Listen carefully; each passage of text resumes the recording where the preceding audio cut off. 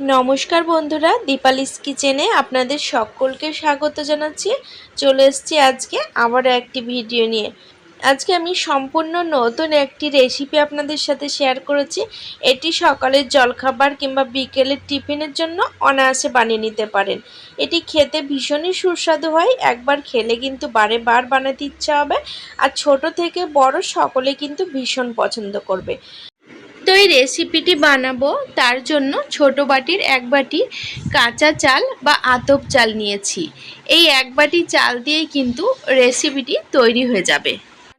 তো চালগুলো একদম পরিষ্কার দেখতে পাচ্ছেন, কোনো রকম নোংরার মাত্র নেই এর মধ্যে।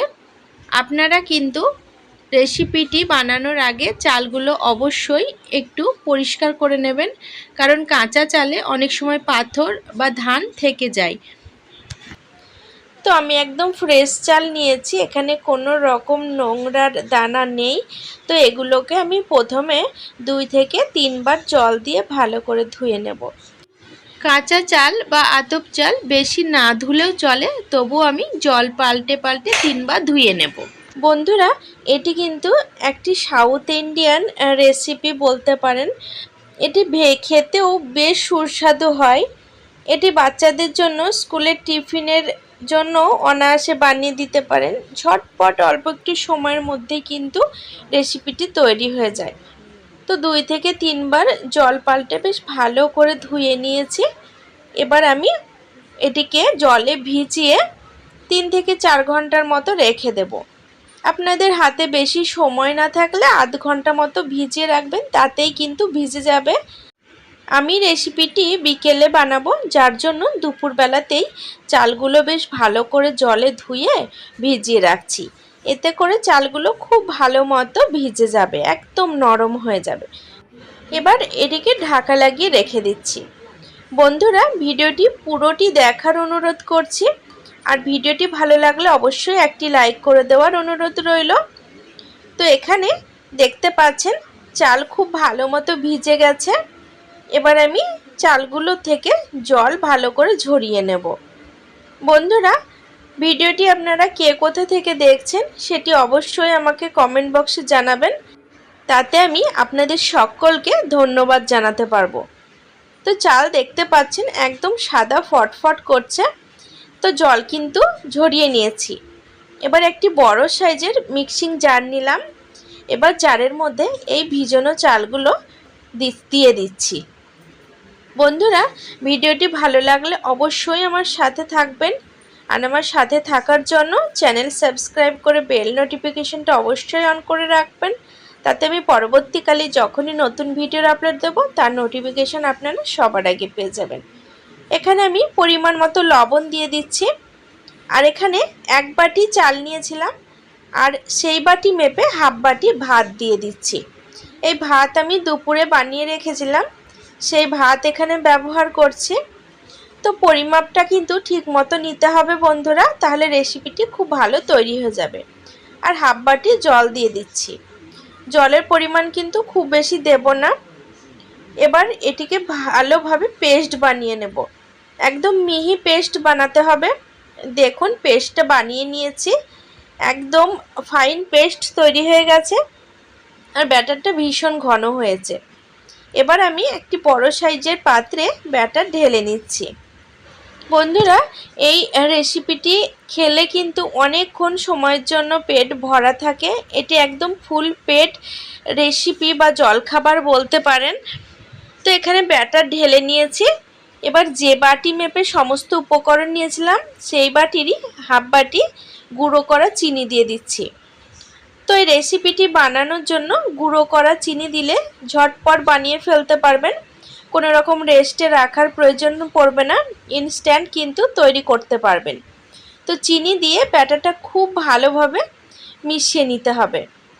বন্ধুরা, আমি কিন্তু এখানে এক বাটি পরিমাণের চাল দিয়ে বানিয়েছি, সেই আন্দাজ বুঝে সমস্ত উপকরণ নিয়েছি। আপনারা যে পরিমাণে চাল নেবেন সেই আন্দাজ বুঝে সমস্ত উপকরণ নেবেন। তো কিছুক্ষণ ব্যাটারটা মিক্সড করার পরে দেখতে পাচ্ছেন অনেকটাই পাতলা হয়ে গেছে।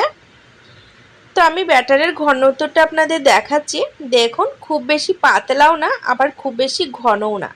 ব্যাটারটা কিন্তু বেশি পাতলা হয়ে গেলে রেসিপিটি একদম হবে না। তো ব্যাটারটা এইভাবে তৈরি করতে হবে। দেখুন, চামচে দাগ কাটলে কিন্তু দাগ সহজে মিলিয়ে যাচ্ছে না। এই রকমভাবে ব্যাটারের থিকনেসটা রাখতে হবে। তো ব্যাটার একদম রেডি হয়ে গেছে। এদিকে আমি ওভেনের ওপর কড়াই বসিয়ে তেল গরম করে রেখেছি। এবার ওভেনটা মিডিয়াম টু লো ফ্লেমে রেখে 1 হাতা চামচ মতো ব্যাটার তেলে দিয়ে দিলাম। কয়েক সেকেন্ডের মধ্যেই দেখতে পাচ্ছেন বন্ধুরা কীরকম ওপরটা ফুলে উঠছে। এবার আমি সাইড থেকে ওপরের দিকে এইভাবে তেল ছড়িয়ে দেব, যাতে ওপরটা খুব সুন্দরভাবে ফুলে যায় আর রেসিপিটা ওপর থেকেও ভালো মতো কুক হয়ে যায়। তো এক পিঠ হয়ে গেছে, এবার আমি উল্টে দিচ্ছি, অপর পিঠও ভেজে নেব। তবে এটি ভাজতে বা বানাতে খুব বেশি সময় লাগে না। তেলে দেওয়ার সাথে সাথে কয়েক সেকেন্ডের মধ্যে ওপরটা যেমন কুক হয়ে যায়, ভেতরটাও ঠিক তেমনই কুক হয়ে যায়, কাঁচা কিন্তু থাকে না। তো এখানে আমি তুলে নিচ্ছি।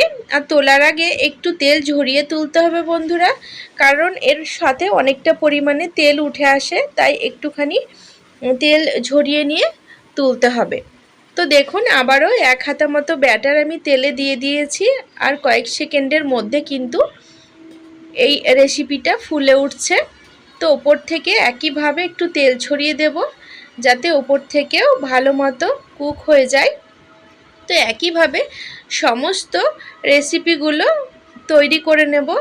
আর এগুলো একদম সাদা ফটফটে হচ্ছে, দেখতেই পাচ্ছেন বন্ধুরা। তো রেসিপিটি আপনারা যদি আতপ চাল বা কাঁচা চালে বানান, সেক্ষেত্রে রেসিপিগুলো খুব সাদা ফটফটে হবে।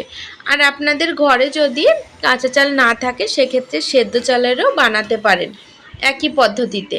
আমি এখানে কিন্তু গোবিন্দভোগ চাল দিয়ে বানিয়েছি, আপনারা নর্মাল আতপ চালেও বানাতে পারেন। তো সমস্ত রেসিপিগুলো তৈরি করে নিয়েছি, দেখতে পাচ্ছেন কতটা লোভনীয় লাগছে দেখতে। এগুলো কিন্তু খেতেও ততটাই সুস্বাদু হয়।